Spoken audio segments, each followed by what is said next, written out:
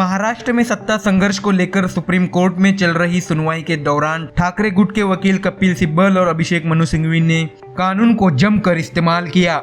इस बार अभिषेक मनु सिंघवी ने एक बार फिर दल बदल कानून का मुद्दा उठाकर शिंदे समूह को दुविधा में डाल दिया है। अयोग्यता कार्रवाई से बचने के लिए 10वीं अनुसूची के तहत पार्टियों से बाहर निकलने के लिए समामेलन एकमात्र विकल्प है। इसलिए यदि शिंदे समूह इस कार्रवाई से बचना चाहता है तो उनका एकमात्र विकल्प किसी अन्य पार्टी के साथ विलय करना है। ये बात अभिषेक मनु सिंघवी ने कोर्ट में कही है। यदि पार्टी में विलय होता है तो अयोग्यता मानदंड लागू नहीं होता है।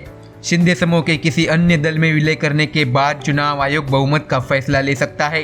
अभिषेक मनु सिंघवी ने आगे कहा कि मेरा सवाल ये है कि चुनाव आयोग ऐसे व्यक्ति की शिकायत कैसे दर्ज कर सकता है जिसकी पहचान ही निश्चित नहीं है। क्या कल अयोग्य घोषित किए जाने वाला समूह बहुमत का हिस्सा हो सकता है? ये तो घोड़े के आगे टांगा रखने जैसा है। इसलिए अभिषेक मनु सिंघवी ने सवाल उठाया कि चुनाव आयोग को अयोग्यता के संबंध में सुप्रीम कोर्ट के फैसले का इंतजार करने में क्या दिक्कत है। इसके साथ ही शिवसेना के वकील कपिल सिब्बल ने भी विरोध किया और विधानसभा उपाध्यक्ष द्वारा योग्य ठहराए गए विधायकों का मुद्दा उठाया। कपिल सिब्बल ने एक बार फिर 20 जून से महाराष्ट्र के राजनीतिक घटनाक्रम की समीक्षा की। शिंदे समूह द्वारा चुनाव आयोग में याचिका दायर करने से पहले महाराष्ट्र में कई राजनीतिक घटनाएं हो चुकी है। इसलिए कपिल सिब्बल ने जोर देकर कहा कि पहले विधायकों की अयोग्यता के संबंध में फैसला लिया जाना चाहिए। इस समय संविधान पीठ ने सवाल उठाया कि एकनाथ शिंदे शिवसेना का चुनाव चिन्ह लेने के लिए किस अधिकार से चुनाव आयोग के पास गए हैं। संविधान पीठ ने पूछा है कि क्या वह शिवसेना के सदस्य के रूप में या विधायक के रूप में चुनाव आयोग गए थे।